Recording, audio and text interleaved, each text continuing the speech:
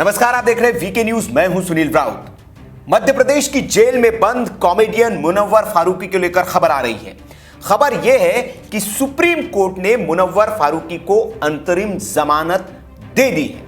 जी हां, आपको बता दें कि इससे पहले इंदौर की निचली अदालत और हाई कोर्ट दोनों ने ही मुनव्वर फारूकी को जमानत देने से इनकार कर दिया था और बार बार उनकी याचिकाओं को खारिज किया था। हाई कोर्ट के जज ने यह तक कह दिया था कि ऐसे लोगों को सबक मिलना जरूरी है, ऐसे लोगों को छोड़ा नहीं जाना चाहिए क्योंकि बार बार इस तरह की ये हरकतें कर रहे हैं। आपको बता दें कि मुनव्वर फारूकी वही कॉमेडियन हैं जिन्होंने भगवान राम और माता सीता पर अभद्र टिप्पणी की थी, कॉमेडी की थी और जिसके बाद इंदौर के कार्यक्रम के दौरान इसे पकड़ा गया था और फिर मध्य प्रदेश की पुलिस ने इसके खिलाफ मामला दर्ज करते हुए उसे जेल में बंद कर दिया था और ये तभी से अपनी जमानत के लिए याचिकाओं पर याचिकाएं लगाया जा रहा था। बड़े बड़े सुप्रीम कोर्ट के वकीलों की फौज इसने खड़ी की थी लेकिन जमानत नहीं मिल पा रही थी। अब आज सुप्रीम कोर्ट में इसकी जमानत पर सुनवाई थी और खबर यह है कि सुप्रीम कोर्ट ने इसे जमानत दे दी है। लेकिन इस दौरान सुप्रीम कोर्ट ने एक अहम टिप्पणी की है, उस टिप्पणी को भी आपको सुनाएंगे। लेकिन पहले जान लीजिए कि मामला क्या था। दरअसल इंदौर में एक कॉमेडी का शो आयोजित किया गया था नए साल के मौके पर और तभी ये कई कॉमेडियंस के साथ मुनव्वर फारूकी भी वहां पहुंचे थे और तब जो मालिनी गौड़ है बीजेपी विधायक, उनके बेटे वो वहां पर टिकट लेके पहुंच गए थे क्योंकि उनको पता था कि ये इसी तरह की हरकतें करते हैं तो वहां पर भी क्या इस तरह की वो कॉमेडी करते हैं। और मुनव्वर फारूकी के अलावा दूसरे कॉमेडियंस ने इस तरह की टिप्पणियां वहां पर की, अभद्र टिप्पणियां की, हिंदू देवी देवताओं पर यह आरोप है। जिसके बाद इन्होंने मुनव्वर फारूकी को एक पुराने वीडियो के मामले में पकड़ा और उनसे कुछ सवाल जवाब किए। मौके पर ही बहसा बहसी हुई। कहा यह भी गया कि इनकी यहां पर पिटाई भी की गई। इन्होंने आरोप लगाया था कि इनकी पिटाई की गई और उसके बाद मामला पुलिस के पास पहुंचा। पुलिस इनको गिरफ्तार करके ले गई थी और तब से ये मध्य प्रदेश की जेल में बंद थे। निचली अदालत में पहले इन्होंने जमानत याचिका लगाई, उसे खारिज किया गया। फिर इंदौर की हाईकोर्ट में जमानत याचिका गई खंडपीठ में, वहां पे भी इनकी जमानत याचिका रद्द कर दी गई और कहा गया कि आप जिस तरह की हरकत कर रहे हैं, आप पर संगीन आरोप है और इसलिए आपको छोड़ा नहीं जाना चाहिए। ये टिप्पणी तब इंदौर हाईकोर्ट के जज ने की थी। उसके बाद मामला सुप्रीम कोर्ट पहुंचा और सुप्रीम कोर्ट ने जमानत दे दी है। साथ ही साथ आपको बता दें कि यूपी में भी इसके खिलाफ मामले दर्ज है। तो यूपी सरकार ने एक प्रोडक्शन वारंट जो है वो इंदौर में भेजा था और कहा था कि इसको हमारे हवाले किया जाए क्योंकि हमारे यहाँ पे भी मामले दर्ज है।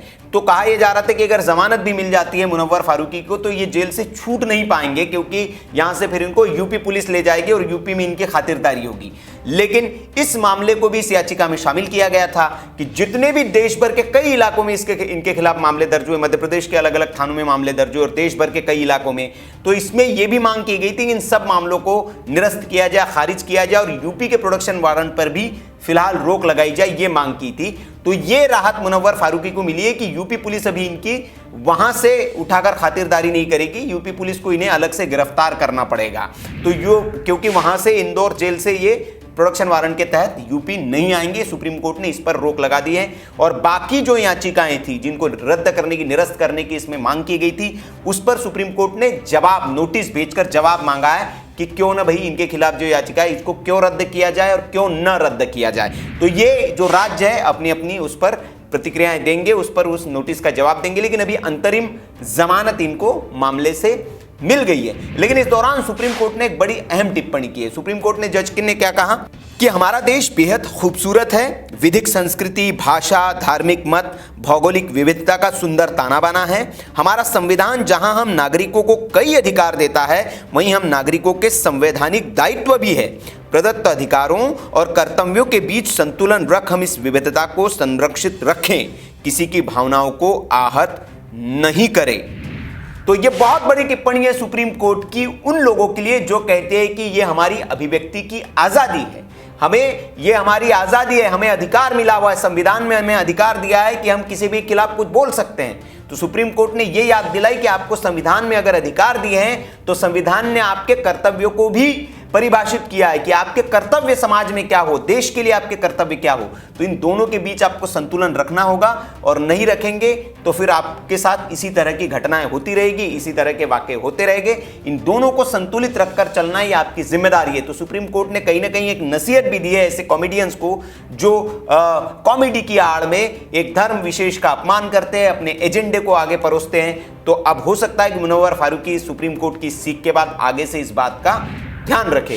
आपको बता दें कि सुप्रीम कोर्ट में न्यायमूर्ति आर.एफ. नरीमन और न्यायमूर्ति बी.आर. गवई की पीठ इस मामले की सुनवाई कर रही थी, और सुप्रीम कोर्ट ने मध्य प्रदेश पुलिस को एक नोटिस जारी किया है और पूछा है कि भैया ये जो बाकी जमानत जो मामले इनके खिलाफ दर्ज है उसको क्यों न रद्द किया जाए, और क्या है पूरा इस मामले में एक नोटिस जारी किया है। आपको बता दें कि जो खंडपीठ के न्यायाधीश रोहित आर्य थे, उन्होंने इस फैसले में कहा था कि प्रकरण में जांच जारी है, लिहाजा गुणदोष के आधार पर फिलहाल कोई निष्कर्ष नहीं निकाला जा रहा है। लेकिन प्रथम दृष्टया दोनों आवेदकों के खिलाफ धार्मिक भावनाओं को आहत करने के आरोप सही दिखाई दे रहे हैं। ऐसी परिस्थिति में आवेदक को जमानत नहीं दी जा सकती। ठीक है, तो ये हाईकोर्ट की टिप्पणी थी, सुप्रीम कोर्ट की भी टिप्पणी है, लेकिन सुप्रीम कोर्ट ने एक जमानत दे दी है और इनको जो प्रोडक्शन वारंट था यूपी का वो भी निरस्त कर दिया है। तो मुनव्वर फारूकी अब कुल मिलाकर जेल से बाहर आ पाएंगे, लेकिन कितने दिन रहेंगे ये कहना मुश्किल है, क्योंकि यूपी में भी इनके खिलाफ मामला दर्ज है। जाहिर है यूपी पुलिस भी इनकी गिरफ्तारी की कोशिश करेगी और इनको यूपी में फिर लाया जाएगा। तो अब फिलहाल जेल से कब छूटते देखना होगा, इस पर भी हमारी नजर रहेगी। आगे भी हम आपको इस पर जो भी अपडेट होगा वो देते रहेंगे। तब तक के लिए आप देखते रहिए वीके न्यूज। चैनल को सब्सक्राइब अगर नहीं किया है आपने तो जरूर कर ले। नमस्कार।